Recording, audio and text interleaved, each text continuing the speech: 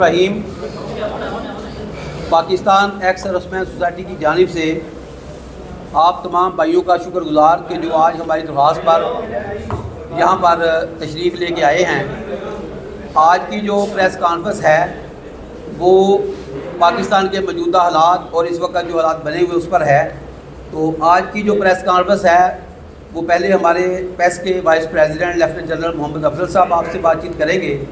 اور اس کے بعد senior vice president admiral Abdul Aleem صاحب بات کریں گے،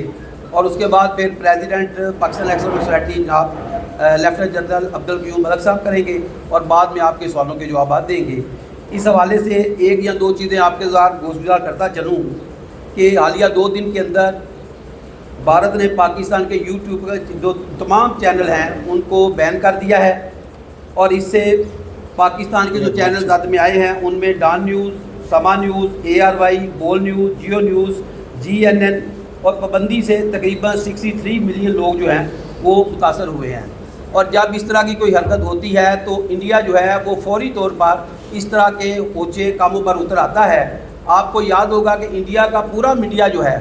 اس کو جو لوگ چلا رہے ہیں وہ وہی لوگ ہیں جو انڈر ورلڈ منشیات فروش اسمگلر ہیں۔ تو جب یوکرین کی اور روس کی آپس میں جنگ ہوئی تو اس وقت بھی انڈین میڈیا نے یہ تاثر دیا کہ پوری دنیا میں ابھی ایٹمی جنگ ہونے جا رہی ہے۔ تو میں سمجھتا ہوں کہ انڈیا کے جو چینل ہیں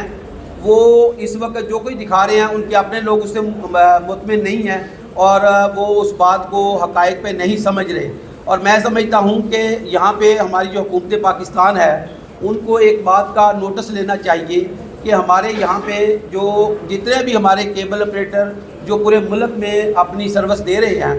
وہ آئے دن ایسی انڈین مووی دکھا رہے ہیں کہ جن سے نوجوان نسل ہمارے گمراہ ہو رہے ہیں، اور ان میں اس طرح کا تاثر پایا جاتا ہے کہ جیسے جو انڈین جو اپنی فلموں میں دکھاتے ہیں۔ تو میں سمجھتا ہوں کہ جب تک یہ حالات نارمل نہیں ہوتے ان ایسی فلموں پر بھی پابندی ہونی چاہیے، اور ان جو ہے کیبل آپریٹر ان کو ہدایت جاری کرنی چاہیے کہ وہ اس طرح کی جو ہے وہ فلمیں نہ دکھائیں۔ اور دوسری آخر میں ایک بات میں یہ کرتا چلوں کہ ہم یہ سمجھتے ہیں کہ ہندوستان نے اس وقت جو کچھ کہا ہے اس میں تو وہ خود پھنس گیا ہے، اور وزیر اعظم پاکستان نے جو اس وقت ایک بہت بڑا فیصلہ کیا ہے کہ انہوں نے ان کو یہ اس بات کی طرف لے کے آئے ہیں کہ ہم ایک تیسرے بندے سے انویسٹیگیشن کروا لیتے ہیں، تو اس کے لیے ہم مکمل طور پر اپنا تعاون کرنے کے لیے تیار ہے، لیکن ہندوستان اس پر آنے کے لیے تیار نہیں ہے۔ اس کو پتہ ہے کہ اس کا یہ خود ایک کیا ہوا ڈرامہ ہے، اور وہ چاہ رہا ہے کہ اب پاکستان کے اندر جو ہے وہ دہشت گردی کرائے۔ تو میں سمجھتا ہوں کہ ہمیں اپنے اندر کے دشمنوں کو بھی پہچاننا ہوگا، اور اس وقت افسوس کی بات یہ ہے کہ ابھی تک ایک پولیٹیکل جماعت جو ہے وہ سوشل میڈیا پہ افواج پاکستان اور پاکستان کے سپاہ سالار کے خلاف پراپوگنڈا کرنے سے باز نہیں آ رہی، اور وہ میرا خیال ہے کہ ہندوستان کے ایجنڈے کو لے کر آگے چل رہی ہے۔ تو ہم اس موقع پر پھر ایک دفعہ اس بات کا اعلان کرتے ہیں کہ 9 مئی کے جو ملزمان ہیں ان کو کبھی بھی معافی نہیں ملے گی، ان کو سزا دی جائے، اور جیسا کہ سپریم کورٹ نے حالیہ دنوں فیصلہ کیا ہے کہ 9 مئی کے ملزمان کو 4 ماہ کے اندر اندر ان کے کیسوں کے فیصلے ہوں گے۔ ہم توقع کرتے ہیں کہ جو نیچے عدالتیں ہیں وہ 4 ماہ کے اندر اندر ان عدالتوں سے ان ملزمان کے فیصلے کر کے ان کو سزائیں دیں گی۔ اور دوسرا ہم آج بھی مطالبہ کرتے ہیں کہ ملٹری کورٹ جو ہے ان کو فوری طور پر بحال کر کے 9 مئی کے ملزمان جو ہیں ان کے کیس جو ہیں وہ ملٹری کورٹ میں بھیجے جائے، اور ہم یہ توقع رکھتے ہیں کہ انشاءاللہ تعالی آنے والے دنوں میں پاکستان ایک مضبوط معاشی ملک بن کر سامنے آئے گا جو کہ انڈیا کو ہضم نہیں ہو رہا۔ اور ہم یہ بھی سمجھتے ہیں کہ آنے والے دنوں میں انشاءاللہ تعالی دنیا کے لوگ بھارتی اس ڈرامے کو جب بے نقاب ہوگا تو دیکھ کر ان کو اس بات کا احساس ہوگا کہ انڈیا نے کس طرح کا یہ خود ہی اپنے اوپر ایک حملہ کروا کے پراپوگنڈا کیا ہے۔ تو میں ایک بار پھر آپ لوگوں کا شکر گزار ہوں، اور میں گزارش کروں گا جناب محترم اعوذ باللہ من الشیطان الرجیم، بسم اللہ الرحمن الرحیم۔ میں اپنے ساتھیوں کا مشکور ہوں۔ وائس ایڈمرل عبدالعلیم صاحب نے بھی اپنی گفتگو کی، یہ سینئر وائس پریزیڈنٹ ہیں۔ لیفٹیننٹ جنرل افضل صاحب نے اپنا بیان کیا نقطہ نظر۔ ایئر مارشل پرویز نواز ہیں، یہ بھی ایک بڑے مجاہد ہیں، ٹاپ کلاس پائلٹ رہے ایئر فورس کی، ان کے پاس اسٹرینتھ ہے، یہ بھی بہت سی باتیں کر سکتے ہیں۔ ان کے والد صاحب بھی میں ان سے پوچھ رہا تھا، تو دوسری جنگ عظیم کے بعد وہ آرمی میں آئے، انڈین آرمی میں، اور اس کے بعد پاکستان میں وہ بھی ایئر مارشل ریٹائر ہوئے، اور وہ بھی پائلٹس تھے۔ اور in addition to that navy کو ریپرزینٹ کرنے کے لیے ہمارے ساتھ کمانڈر ارشد صاحب بھی بیٹھے ہیں، یہ ابھی عمرہ کر کے آئے ہیں، ہم ان کو مبارکباد دیتے ہیں. پھر میجر خضر صاحب ہیں، اور یہ پیچھے ہمارے سارے x service man army, navy, air force کے مرد مجاہد ہیں، تو ان کا اور اسپیشلی پریس کا. اور میں دیکھتا ہوں کہ حبیب کیانی صاحب میرے سامنے بیٹھے ہیں، یہ وہ سویلین کو ریپرزینٹ کرتے ہیں جو ڈیفنس بجٹ سے جن کو پے کیا جاتا ہے، اور یہ بھی پیس کے ممبر ہیں. پیس کی ممبرشپ میں تینوں services, army, navy, air force, second line forces, rangers وغیرہ، اور ان ایڈیشن ٹو دیٹ سارے وہ سویلین جو P O F, H I T, Kamra, جن کو ڈیفنس یا جی ایچ کیو میں ہیں، ان کو جو ڈیفنس بجٹ سے پے ہوتا ہے، ان کے جو ریٹائرڈ لوگ ہیں، ان کی یہ آرگنائزیشن ہے اور یہ این جی او ہے. میں ویری اختصار سے میں یہ کہنا چاہوں گا، 3 چیزیں ریفر کروں گا. ایک تو گلوبل انوائرمنٹس کیا ہیں اس وقت، ویری بریفلی. دوسرا یہ ہے کہ ریجنل ابھی سچویشن کیا ہے جس میں انڈیا پاکستان کا سٹینڈ آف ہے. اور تیسرا پھر کہ وے فارورڈ ہم کیا ہے، اور اس میں ہماری کمٹمنٹ کیا ہے جو پاکستان ایکس سروس مین سوسائٹی کی. تو دیکھیں گلوبلی آپ کو سب کو پتہ ہے کہ جب یہ دوسری جنگ عظیم کے بعد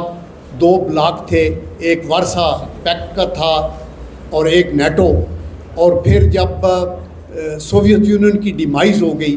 اور کولڈ وار ختم ہو گئی تو یونیپولر ورلڈ بن گئی. یونیپولر ورلڈ کے اوپر دنیا کو یہ خیال تھا کہ شاید ابھی دنیا میں امن آئے گا چونکہ ٹینشن نہیں رہے گی. لیکن انفارچونیٹلی یونیپولر ورلڈ میں یونیلیٹرلزم کی پیدائش ہوگی، اس کی برتھ ہوگی. اور یونیلیٹرلزم کا کیا مطلب ہے کہ آپ کے دل میں جو آئے دنیا میں وہ کرو، کوئی بندہ اٹھ کے آپ کو بولنے کے تیار نہیں ہے. آپ بین الاقوامی قوانین کو بالائے طاق رکھیں، یو این کے چارٹر کو نہ مانیں، جنیوا کنونشنز کو نہ سنیں، آپ کسی طریقے سے بھی انٹرنیشنل کورٹ آف جسٹس کی ورڈکٹس کو نہ سنیں. تو اس کا نتیجہ کیا نکلا کہ اس کا سارا عذاب مسلمان ملکوں پہ آیا. اور آپ نے یہ دیکھا کہ افغانستان، عراق، سیریا، لیبیا، اور پھر جو آپ کے پیلسٹائن کے اندر جو کچھ ہوا، جو کچھ کشمیر میں ہو رہا ہے مسلمانوں کے اوپر، یہ ان کو بالکل ڈر نہیں ہے یونائٹڈ نیشن کے، نہ چارٹر کا ڈر ہے، نہ اس کی ریزولوشن کا ڈر ہے، نہ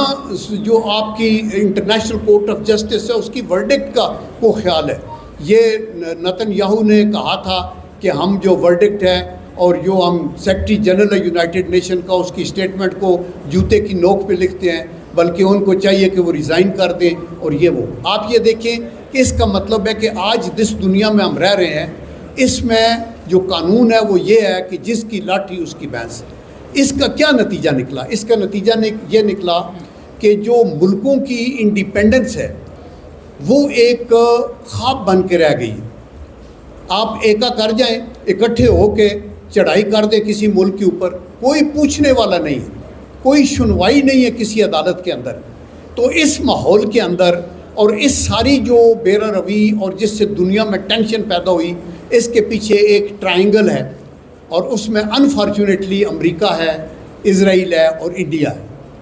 آپ یہ دیکھیں کہ امریکہ نے لیڈ کیا weapons of mass destruction, Iraq پہ حملہ کیا، قتل و غارت کی، سب کچھ کیا، اور آج کہا نہیں ادھر ویپنز آف ماس ڈسٹرکشن نہیں تھے. انہوں نے افغانستان کے اوپر حملہ کیا،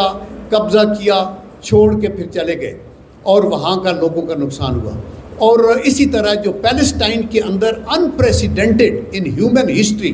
ایٹراسٹیز کمٹ ہوئی، بچے ہلاک ہو گئے، عورتیں کو ذبح کیا، ہاسپٹلز گرا دیے، اسکولوں کے اوپر حملے ہوئے، ریفیوجیز پہ حملے ہوئے. حالانکہ جو جنیوا کنونشنز ہیں جس کے اوپر ہم سب سگنیٹریز ہیں،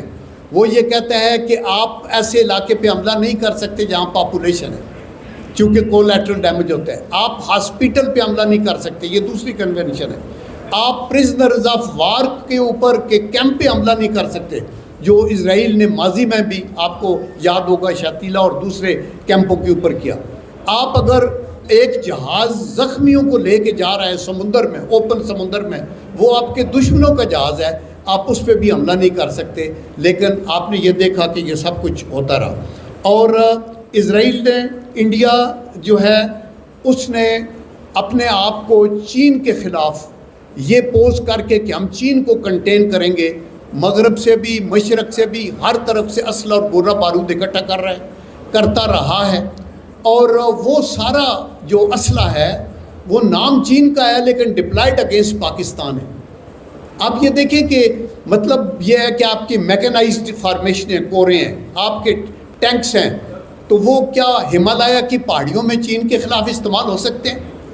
اور 6-7 لاکھ کی فوج تو صرف پہاڑیوں کے اندر کشمیر میں ہر فیملی کے اوپر نیزہ تان کے ایک فوجی انڈین کھڑا ہے، اور وہاں اٹراسٹیز ہیں۔ اور چونکہ یونیپولر ورلڈ ہے، اور یوں کہ دنیا کی جو پرائرٹی ہے وہ ہیومن رائٹس نہیں ہے، اور وہ دنیا کی پرائرٹی کسی لحاظ سے بھی UN کے ریزولوشنز یا وہ چارٹر نہیں ہے، تو اس لیے یہ دندناتے پھر رہے ہیں۔ انڈیا کو کوئی پوچھنے والا نہیں، اسرائیل کو بھی کوئی پوچھنے والا نہیں۔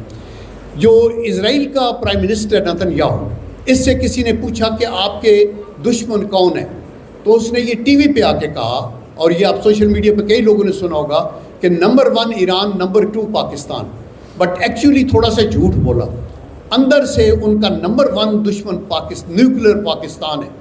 دیٹ از دی ریزن کہ جب کہیں ٹینشن سب کانٹیننٹ میں ہوتی ہے تو اسرائیلی فوجیوں کے سگنیچرز ہمیں کشمیر کے اندر ملتے ہیں۔ ماضی میں بھی ہم نے دیکھا یہ ادھر آئے تھے، ابھی بھی ہمیں خبریں آ رہی ہیں کہ ان کے لوگ وہاں آ رہے ہیں بیکاز ان کو لگتا ہے نیوکلیئر پاکستان جو سی پیک وغیرہ بنا رہے ہیں۔ تو یہ تو ہے ایک بین الاقوامی سچویشن۔ ابھی جہاں تک ریجنل سچویشن کا تعلق ہے، اس میں ہم یہ کہیں گے کہ انڈیا ساؤتھ ایشیا میں ایک روگ کنٹری ہے۔ ہم روگ کنٹری اس لیے کہتے ہیں کہ they are involved in terrorism. یہ نام وہ کہتے ہیں نا، چور مچائے شور، یعنی جتنی ہمارے پاکستان میں ٹیررزم ہوئی ہے ویسٹرن بارڈر سے، خواہ وہ میران بیس پہ حملہ تھا، خواہ وہ جو آپ کا کامرا کے اوپر اویکس کے اوپر حملہ تھا، خواہ وہ GHQ کے گیٹ پہ حملے تھے، خواہ وہ میریٹ کے اوپر حملہ کیا گیا، وہ سارے پلان جو ہیں، خواہ وہ جعفر ایکسپریس کے اوپر حملہ ہوا، یہ سارے بیکڈ بائی را اور ان کی منی سے۔ اور ان ایڈیشن ٹو دیٹ آپ یہ دیکھیں یہاں ہی نہیں ہے، ان کا جو ڈیفنس منسٹر ہے انڈیا کا، he is on record to have said کہ ہم نے 20 بندے مارے ہیں پاکستان کے اندر، لاہور میں بھی ہم نے قتل، اور ہم گھس بیٹھ کے یہ کریں گے۔ کیا مہذب دنیا کے اندر اس طرح کی اسٹیٹمنٹ اتنے بڑے عہدے پر بیٹھے لوگ دے سکتے ہیں؟ تو ابھی جو بین الاقوامی ویلیوز اور اقدارز ہیں وہ زیرو ہو چکی ہیں۔ In addition to that India is involved in terrorism in Canada, وہاں ان کے ہائی کمشنر کو نکالا۔ دے آر انوالوڈ ان امریکہ، وہاں ان کی وہ انویسٹیگیشن چل رہی ہے۔ تو اس کو، لیکن اس ڈھٹائی کو چھپانے کے لیے انڈیا کیا کرتا ہے؟ وہ فالس فلیگ آپریشن کرتا ہے۔ آپ کو جو لوگ جانتے ہیں ان کو پتہ ہوگا کہ 1971 وار سے پہلے انہوں نے ایک جہاز اپنا انڈیا کا ہائی جیک کیا اور لاہور اتار دیا، اور وہ بھی پلانڈ تھا، فلیگز جو ہے نا فالس فلیگ آپریشن تھا، اور پھر اس کو دھماکے سے اڑا دیا، اور پھر کہا کہ ہم آپ کی ساری فلائٹس جو مشرقی پاکستان کو جاتی ہیں بند کر رہے ہیں، اور ہم سری لنکا کے ذریعے پھر مشرقی پاکستان جاتے رہے۔ پھر آپ کو یہ پتہ ہے کہ بعد میں آپ کو پٹھان کوٹ کے اوپر فالس فلیگ آپریشن ہوا، اور اس کے اوپر پاکستان اتنا تعاون کے لیے تیار تھا کہ ہم نے FIR بھی پاکستان میں درج کرائی اس کی، اور ان کو کہا کہ ہم ریڈی ہیں اپنی ٹیم بھیجنے کے لیے، اور ہم نے اپنی ٹیم بھیجی دہلی میں، اور کہا کہ آپ ہمیں جائے وقوع پہ لے جائیں اور ہمیں انفارم کریں، اب بتائیں۔ انہوں نے کہا ہم نہیں لے کے جا سکتے۔ ابھی آپ جب جنرل الیکشن ہونا تھا انڈیا میں تو پلوامہ کا ڈرامہ رچا دیا، اور پھر 2/3 میجارٹی، چونکہ وہاں ہندو ریڈیکل جو ہے وہ نفرت کرتا ہے، کوئی بھی ووٹر،